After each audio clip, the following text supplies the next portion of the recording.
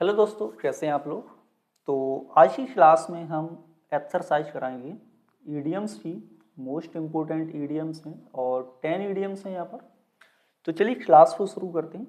सबसे पहला ईडियम है आपका एन एप्पल ऑफ डिस्ट्रॉयड। ये जो भी ईडियम है बहुत ही मोस्ट इम्पोर्टेंट है क्योंकि बार बार एग्जाम्स में आए हुए हैं, तो अच्छी तरह से इनको समझ लें। एन एप्पल ऑफ डिस्ट्रॉयड का मतलब होता है कॉज ऑफ क्वेरल, यानी कि झगड़े की जड़। यानी जिस वजह से कोई झगड़ा बार बार होता है वो होता है एप्पल ऑफ डिस्ट्रॉयड। तो यहाँ पर एक एग्जाम्पल है, इसे देखते हैं। The Himalayan range is an apple of destroyed between India and China. यानी जो हिमालयन रेंज है वो क्या है, एप्पल ऑफ डिस्ट्रॉयड है, यानी कि इसी वजह से बार बार झगड़ा होता है किसके बीच, इंडिया और चाइना के बीच। तो यहाँ पर नॉर्मल मीनिंग ना निकालें इसका कि एप्पल ऑफ डिस्ट्रॉयड का, क्योंकि ईडियम मतलब मुहावरे होते हैं और इनका यूज आप जब बार बार प्रैक्टिस करेंगे तो धीरे धीरे सब याद हो जाते हैं। सेकंड है an apple of one's eye. An apple of one's eye का मतलब होता है वेरी डियर, यानी कि बहुत प्यारा होना। जैसे her only son is the apple of her eye, यानी उसका केवल एकमात्र जो लड़का है, अकेला जो लड़का है वह क्या है, उसे बहुत ही प्यारा है। ध्यान रहे ओनली यहाँ पर एडवर्ब है जिसकी कई सारी पोजीशन हो सकती हैं। मिड पोजीशन होता है, फ्रंट भी होता है, एंड पोजीशन भी होता है। डिफरेंट चीज को एम्फेसाइज करने के लिए इसका प्लेस चेंज हो जाता है। यहाँ पर सन को एम्फेसाइज कर रहे हैं, इसीलिए ओनली सन से पहले प्रयोग किया गया है।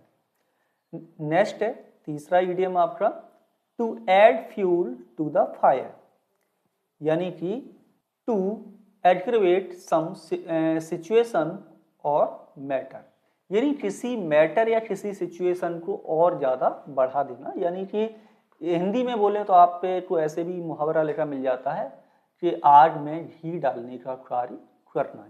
यानी कि कहीं लड़ाई हो रही है और आपने कहीं ऐसी बात और बोल दी जिसकी वजह से वो लड़ाई और ज़्यादा बढ़ गई, तो आपने क्या किया वहाँ पर, add fuel to the fire, यानी आपने उस कार्य को और तेजी प्रदान कर दी जो अनकंट्रोल हो रही है। तो his abusive language add fuel to the fire, यानी उसकी अब्यूजिव यानी गाली गलौज वाली भाषा ने क्या किया, आग में घी डालने का कार्य किया। ठीक है, तो ये सब आपको याद रखना है इसी तरह से।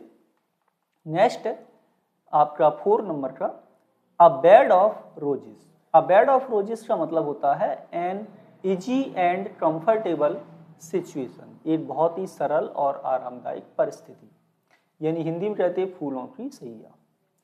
The post of the prime minister is not a bed of roses, यानी कि जो प्राइम मिनिस्टर की पोस्ट है वह है फूलों की सैया नहीं है, यानी कि वो कंफर्टेबल सिचुएशन नहीं होती जब कोई व्यक्ति प्राइम मिनिस्टर की पोस्ट पर पहुंचता है। ये है 5 नंबर का एडम सेल, और इसका मतलब होता है pure water. Adam's ale means pure water. ये एडम और ईव की स्टोरी है, जॉन मिल्टन का पैराडाइज लॉस्ट में है। तो in the dry districts people have to content themselves with Adam's ale, यानी कि जो ड्राई डिस्ट्रिक्ट्स हैं यानी सूखा प्रभावित जिले हैं या जिन जिलों में पानी की समस्या है, तो people have to content themselves with Adam's ale, यानी उन्हें प्योर वाटर की खुद ही ये सारी व्यवस्थाएं करनी होती हैं। आगे है 6 number to add insult to injury. To add insult to injury का मतलब होता है कि आपने किसी को नुकसान तो पहुंचाया ही है, साथ ही साथ उसको क्या किया, ह्यूमिलिएट भी किया है ना। तो ये होता है ऐड इंसल्ट टू इंजरी। इसका एक्सरसाइज ये एक एग्जांपल है। He has added insult to injury by writing this letter, यानी उसने इस पत्र को लिख करके उसको चोट तो पहुंचाई ही है, साथ ही साथ उसको अपमानित भी किया, यानी ह्यूमिलिएट भी किया है। नेक्स्ट है 7 नंबर ए डैगर्स ड्राउन, मतलब कि ऑन इनिमिकल टर्म्स। एग्जाम्पल है at one time Russia and America were at daggers drawn. Next है 8 नंबर, यहाँ पर है against the rainy day.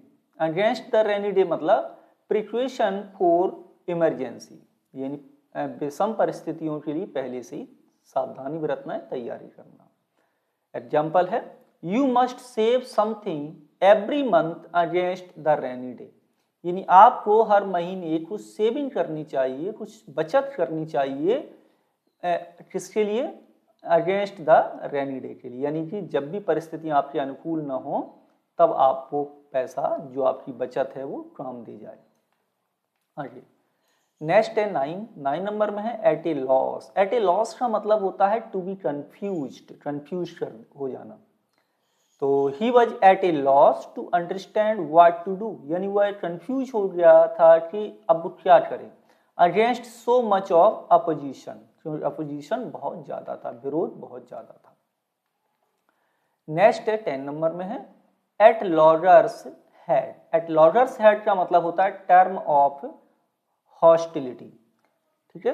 Example है he is at loggerheads with his own brother, यानी वह अपने भाई के प्रति कैसा है? हॉस्टिलिटी की टर्म उसकी है, ठीक है। तो ये हैं आपके 10 इडियम्स। आई होप ये बार बार एग्जाम्स में पूछे जाते हैं, वही है और आपको समझ में भी आए होंगे। तो मिलेंगे आपसे नेक्स्ट क्लास में। Thank you for watching.